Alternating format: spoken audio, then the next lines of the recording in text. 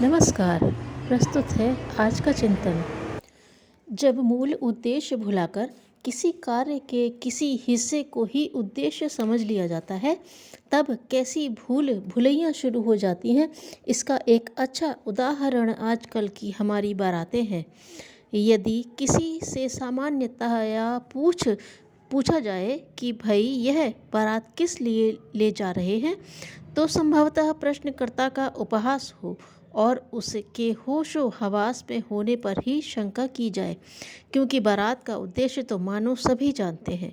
दो स्वतंत्र व्यक्तित्व जो अब एक होकर जीवन की अगली यात्रा आरंभ करने वाले हैं, उनके इस मंगल संकल्प में उल्लासपूर्वक साक्षी रहें और इन दोनों व्यक्तित्वों से जुड़े परिजनों में परस्पर परिचय की प्रगाढ़ता हो, स्नेह सम्मान की वृद्धि हो, ताकि अभी जो अलग अलग एक पक्ष के सुख दुख के साझीदार थे, वे भविष्य में संयुक्त रूप से दोनों के सुख दुख में सहभागिता का अनुभव करें।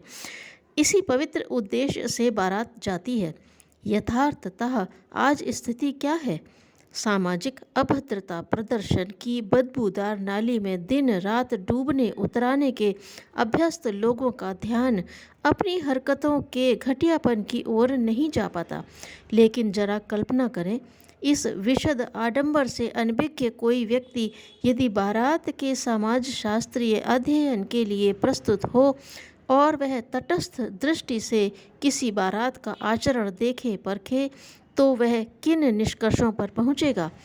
वह देखेगा कि बारात में शामिल बाराती अपने को अति विशिष्ट व्यक्ति मानता है और घराती लोगों को अपनी सेवा में प्रतिपल तत्पर देखना चाहता है।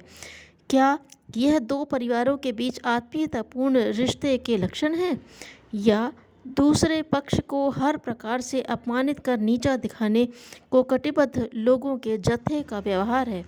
पानी, शरबत, नाश्ता लाने में पल भर की देर हुई कि नुक्ताचीनी, चीख पुकार, क्रोध, रोष प्रारंभ, जैसे कोई नवाब या सामंत अपने दासों से व्यवहार करे।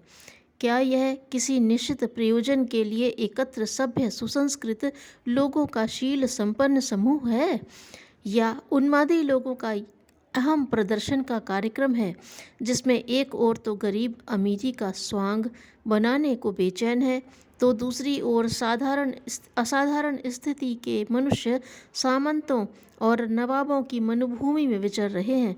कोई दूल्हे से कह रहा है, यार तेरी ससुराल है, तेरी शादी न होती तो ऐसी बद इंतजामी हम कभी भी न सहते। तो दूसरा लड़की के पिता या भाई से कह रहा है, बाराती या लाट साहब इकट्ठे जुट गए हैं, ऐसा शोर मचाते हैं कि बस जैसे पहली बार किसी बारात में आए हों। ऐसा उकसावा, ऐसी अकड़, ऐसा छिचोरा दर्प और जिस व्यवहार पर लज्जा से सिर नीचे कर क्षमा मांगनी चाहिए, उसी की ऐसी निर्लज्ज पुनरावृत्ति। इधर यदि एक भी बाराती की तनिक सी उपेक्षा हो गई तो रोष भभक रहा है। उधर अर्थहीन रीति नीति रिवाजों की तैयारी में घर वालों को सिर उठाने की फुर्सत नहीं। अंधाधुंध अनावश्यक बेसिर पैर की भाग दौड़ चारों ओर। ऐसी ऐसी रस्में जिनका मतलब कोई नहीं जानता, पर जिन्हें पूरा करने में घर भर को पसीना आ जाता है। गाजा बाजा, आतिशबाजी, धूम धड़ाका, जैसे किसी जंगल में हांका बोलकर जानवर निकालने के लिए भयानक शोर मचाया जा रहा हो। वर महाशय को बता दिया गया है कि दहेज की रकम तो तय नहीं है, इसलिए रिवाजों के समय कोर कसर न रखना। और श्रीमान वर अड़े पड़े बैठे हैं, स्कूटर मिलेगा तभी कौर मुंह में जाएगा। स्कूटर के लिए कर्ज लेने वाले कन्या के पिता के मन में घृणा की लहरें उठ रही हैं और स्वयं कन्या अपने पिता के बोझ की बात जानकर तड़प रही है। लगता है जैसे किसी ऐसी कुश्ती का दंगल है जिसमें दोनों पक्ष ताक ताक पर निषिद्ध रीति से ही वार करने को उतारू हैं। क्या यह कोई मांगलिक उत्सव कहा जा सकता है जिसमें भाग लेने वाले दोनों पक्ष आवेश और उन्माद के साथ सम्मिलित हों और विषाद तथा प्रतिशोध की अव्यक्त भावनाएं लिए विदा हों? यह कोई बुद्धिमत्तापूर्ण आयोजन है जिसके स्वरूप का औचित्य किसी की भी बुद्धि से परे समझ में न आए, फिर भी लोग जिसे किए चले जाएं। इतना समय, श्रम, शक्ति एवं धन जिस आयोजन में लगाया जा रहा है, उसमें संपन्न किए जाने वाले रिवाजों, रस्मों, चित्र विचित्र हरकतों का मतलब भी न समझें तो उसे कोई बुद्धिधारी मनुष्यों का ही कृत्य कहेगा। क्या सचमुच बुद्धि संपन्न होने का दर्प पालने वाला मनुष्य ऐसे आयोजन भी कर सकता है जिनके अर्थ ही उसे ज्ञात नहीं? ऐसे काम में समय नष्ट कर सकता है और उसके लिए भाग दौड़ कर सकता है जिसकी उपयोगिता ही स्पष्ट न हो? मनुष्य अपने उत्सवों में विनोद, परिहास तथा शुभकामनाओं का आदान प्रदान करते हैं। साथ ही कुछ रीति रिवाज, रस्म, चलन, प्रतीक, कर्म भी कर लिए जाते हैं। लेकिन इतने तरह के टंट घंट जिसमें प्रतीक पूजन ही प्रधान हो जाए और धन तथा समय का सर्वाधिक हिस्सा उन्हीं में खर्च हो जाए, मात्र हिंदू ही अपने विवाह जैसे उत्सव में करते देखे जाते हैं। उत्सवों का उद्देश्य सामूहिकता की भावना में वृद्धि हुआ करता है, किंतु विवाहोत्सव के बाद वह प्रत्येक हिंदू जो इसका आयोजक होता है, गहरे अकेलेपन और अवसाद की ही अनुभूति करता है तथा समाज के प्रति उसके मन में कोसने जैसा ही भाव आता है। बहुधा यह कहा जाता है कि हिंदू समाज संगठित होना नहीं जानता।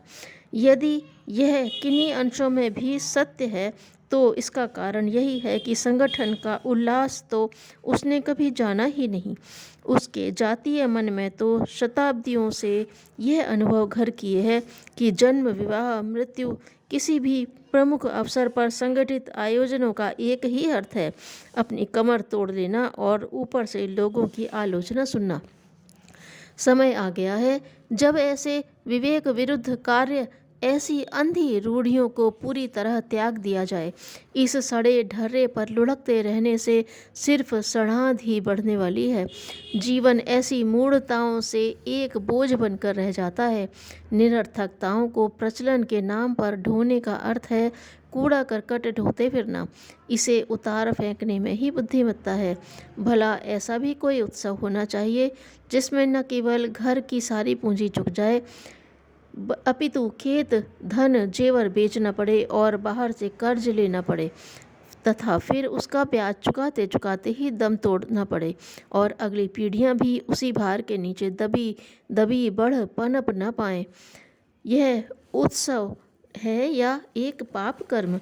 जो उत्सव उन्माद, तनाव, छल, मिथ्या प्रदर्शन, शोषण और आपसी घृणा की प्रवृत्तियों को बढ़ाए, जिसमें भाग लेने वालों में मध्ययुगीन सामंती प्रवृत्तियां उभरती हों, जिसके आयोजक दिनों, महीनों ही नहीं वर्षों तक कराते रहते हों और जिसकी मार अपने तक भीतर ही भीतर रह रहकर सालती हो, वह उत्सव है या क्रूर युद्ध? बारात के नाम पर ऐसे युद्ध का आयोजन बंद होना चाहिए तथा विवाह मात्र एक घरेलू छोटे उत्सव के रूप में ही मनाया जाना चाहिए, जिसमें परिवार वाले या रिश्ते वाले नहीं, आत्मीयता के रिश्ते वाले सच्चे, घनिष्ठ और हितैषी लोगों को एकत्र होकर हृदय से वर वधू को शुभाशीष देना चाहिए। धन्यवाद।